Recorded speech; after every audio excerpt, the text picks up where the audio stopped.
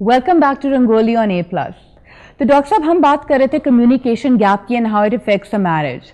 مجھے یہ بتائیے کہ جب کمیونیکیشن گیپ ایک آ جاتا ہے بٹوین اے کپل تو وہ فزیکلی کس طرح ان کی ریلیشن شپ کو افیکٹ کرتا ہے؟ یہ بہت بدقسمتی کا وقت ہوتا ہے جب میاں بیوی کے درمیان بات چیت بند ہو جاتی ہے اور مرد اپنی بیوی کو محبت نہیں دے سکتا جو بیوی کی بہت زیادہ خواہش ہوتی ہے، اور میاں کو قربت کے لمحات نہیں ملتے جو اس کے دماغ کا بخار بہت زیادہ ہوتا ہے. یہ تو اس طرح ایک دوسرے کے ساتھ پھر غلط فہمیاں پیدا ہونے کا امکان بھی ہوتا ہے. اور جو فزیکل ریلیشن شپ جب نہیں رہتے، یعنی محبت میں قربت کے جو لمحات ہے جو بہت کچھ پگھلا دیتے ہیں، بہت سارے رنج، بہت سارے گلے، بہت سارے شکوے، تو جب ایسا بھی نہیں ہوتا تو پھر دونوں ایک دوسرے سے دور ہو سکتے ہیں. Doctor males are known to be sexual creatures and females are known to be more feeling and emotional.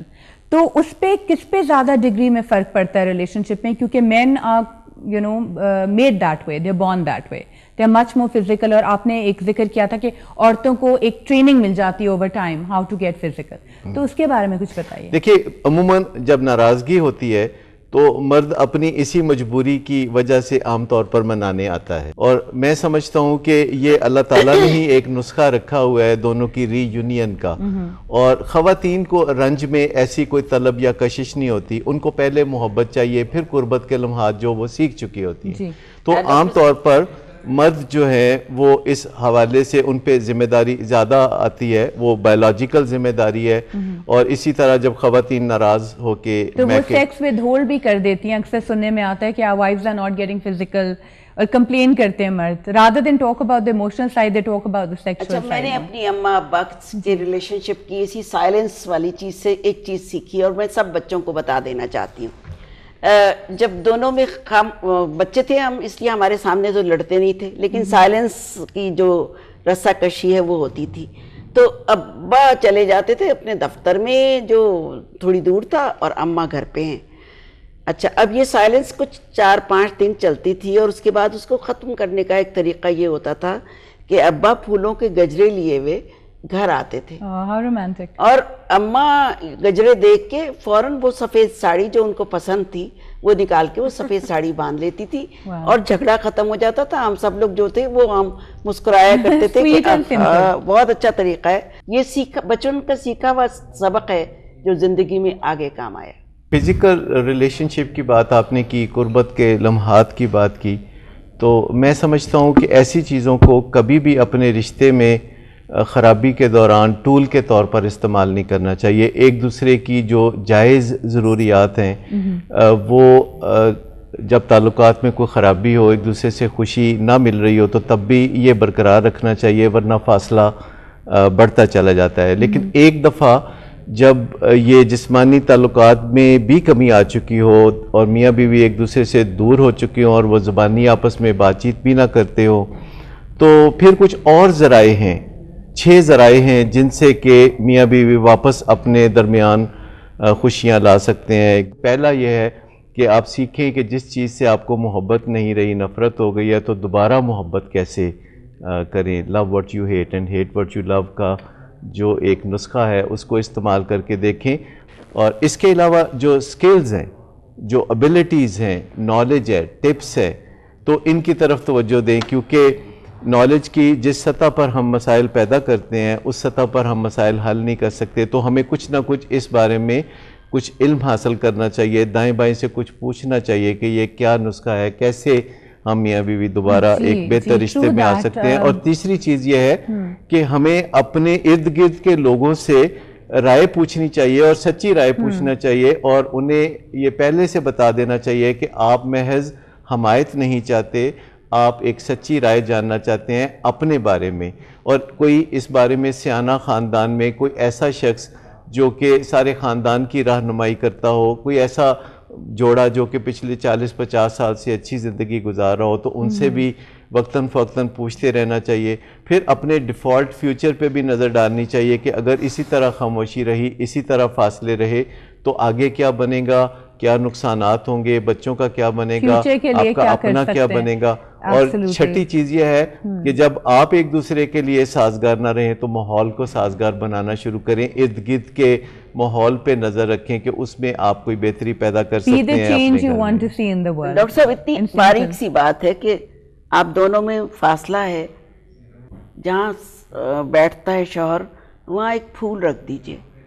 Communication کی ایک بہت بڑی بات جو ہے وہ کمیونیکیٹ ہو گئی. تو کشور آپا, آپ کے خیال میں, آپ کی نظر میں, آپ کو لگتا ہے کہ ایجوکیشن کے ذریعے جیسے سکولز میں اگر لٹریچر کے پیمفلیٹس ہوں about the physical side of relationship after certain age, تو ان کو شاید کوئی لرننگ پروسیس میں فرق مل سکے؟ کیونکہ اکثر ہماری سوسائٹی میں گھر پہ یہ بات لڑکوں کے ساتھ زیادہ کی جاتی ہے about the physical relation ship side, sexual side, اور عورتوں کے ساتھ نہیں کی جاتی. اگر اسکولوں میں اس طرح کی تربیت جیسے ویسٹرن ورلڈ میں دی جاتی ہے, وہ تو اس وقت کہا بھی گیا ہے کہ صاحب میں ان چیزوں کو شامل ہونا چاہیے, اس لیے کیونکہ آپ اس کے ساتھ شعوری طور پر سیکھتے ہیں اور آپ کو ایکچولی آپ کے اندر ایک کیریکٹر بلٹ اپ ہوتا ہے, آپ سمجھ سکتے ہیں چیز کو. اور پھر آج کل کے زمانے میں جبکہ سیکچول ہیرسمنٹ اتنی زیادہ ہے, جبکہ آپ نے امبیرسمنٹ کی سچویشن پیدا ہوتی ہے, اس وقت ایک ٹول کی طرح سے یہ آپ کی ٹریننگ جو ہے آپ کے کام آ سکتی ہے.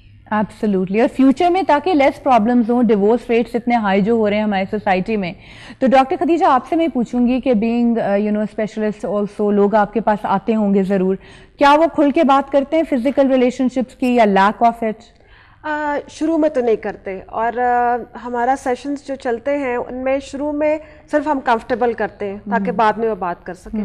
یس, but women do open up. Do women have an issue about opening up as compare to men? کیا ان کو کوئی جھجک محسوس ہوتی ہے, لگتا ہے یہ غلط بات ہے؟ نہیں, کھل کے بات کرتی ہیں, کھل کے بات کرتی ہوں. عورتوں میں ایسا کوئی پرابلم نہیں ہے.